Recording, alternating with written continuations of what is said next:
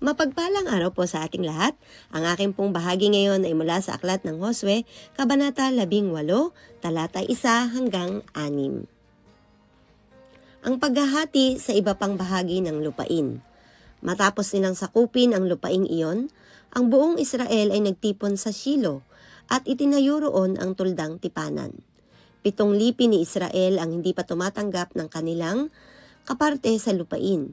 Kaya sinabi sa kanila ni Josue, "Kailan pa ninyo sasakupin ang lupaing ibinigay sa inyo ni Yahweh, ang Diyos ng inyong mga ninuno? Pumili kayo ng 3 lalaki sa bawat lipi. Lilibutin nila ang buong lupain upang gumawa ng plano sa paghahati nito para sa kanila. Pagbalik nila, hahatiin sa 7 ang buong lupain, ngunit hindi magagalaw ang bahagi ni Juda sa timog, ni ang bahagi ni Jose sa hilaga. Gagawa kayo ng plano at ilalagay roon ang kani-kanilang hangganan. Ibibigay sa akin ang plano at gagawin ko ang palabunutan ayon sa utos ni Yahweh." Amen. Magandang araw pong muli sa ating lahat. Samahan niyo po ako muli sa pagbabahagi ko ng salita ng Diyos. Sinasabi po dito sa 18 kabanata sa Aklat ng Josue, versikulo 7 hanggang 12. Hindi tatanggap ng bahagi ang mga Levita sapagkat ang bahagi nila'y ang paglilingkod kay Yahweh bilang mga saserdote.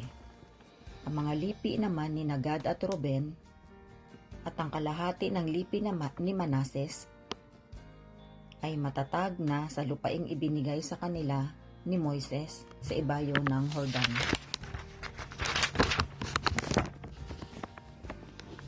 Nang humarap sa kanya ang mga napili, sinabi sa kanila ni Josue, "Lumakad na kayo at tingnan ninyo ang lupain. Gumawa kayo ng ulat at ibigay sa akin sa inyong pagbabalik. Ako ang gagawa ng sapalaran dito sa Silo para sa inyo, ayon sa utos ni Yahweh." Sinuringan nila ang buong lupain at hinati sa 7. Itinala nila ang mga lungsod at bayang sa klaw ng bawat bahagi. Pagkatapos, bumalik sila kay Josue sa Silo. Ginawa nga nila Josue ang sapalaran ayon sa utos ni Yahweh. At sa pamamagitan nito'y binigyan niya ang bawat lipi ng kanilang kaparte sa lupain. Ang lupang nauwi sa lipi ni Benjamin. Nasa pagitan ng lupain ng lipi ni Juda at ni Jose ang lupaing nauwi sa lipi ni Benjamin. Sa hilaga, ang hangganan nito'y nagsimula sa ilog Jordan, umahon sa hilaga ng Jericho, napakanluran sa Kaburulan, at nagtapos sa ilang ng Bet-Ayen. Ito po ang mga salita ng Diyos. Amen. Ang Aklat ng Josue, Kabanata 18, versikulo 13 hanggang 18, at ang sabi, "Mula roon, papunta ito sa libis na nasa bandang timog ng Luz, na siyang Bethel. Pagkatapos, pababa ito sa Atarot Adar, sa bundok sa timog ng mababang Bet-Horon. Mula roon, papunta ito sa kanluran ng bundok na nakaharap sa Bet-Horon at papunta sa timog. Natapos ito sa Kiryat Baal na siyang Kiryat Jearim, isang bayan ng lahi ni Juda. Ito ang hangganan sa kanluran. Ang hangganan sa timog ay magmumula sa hangganan ng Kiryat Jearim.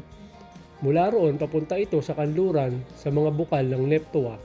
Pababa ito sa paanan ng bundok na nakaharap sa lambak ng Ben Hinnom. Ang lambak na ito ay nasa hilaga ng lambak ng Repaim.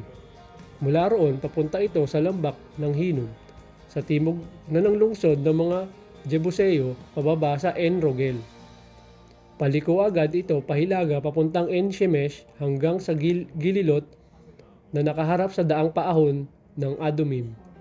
Pagkatapos, pababa ito sa bato ni Bohan na anak ni Reuben at dumaraan sa hilagang libis na nakaharap sa lambak ng Jordan, pababa sa lambak mismo. Ito ang salita ng Diyos. Amen.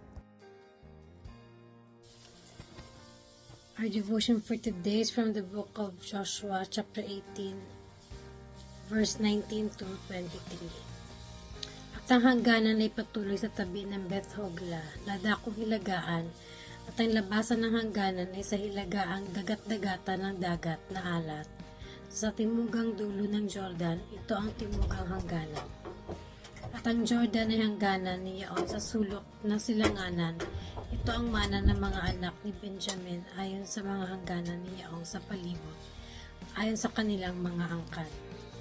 Ang mga bayan nga ng lipi ng mga anak ni Benjamin ayon sa kanilang mga angkan ay Jericho at Beth Hogla at Emekasis at Beth Araba at Samaraim at sa Bethel at Avim at Para at Ofra.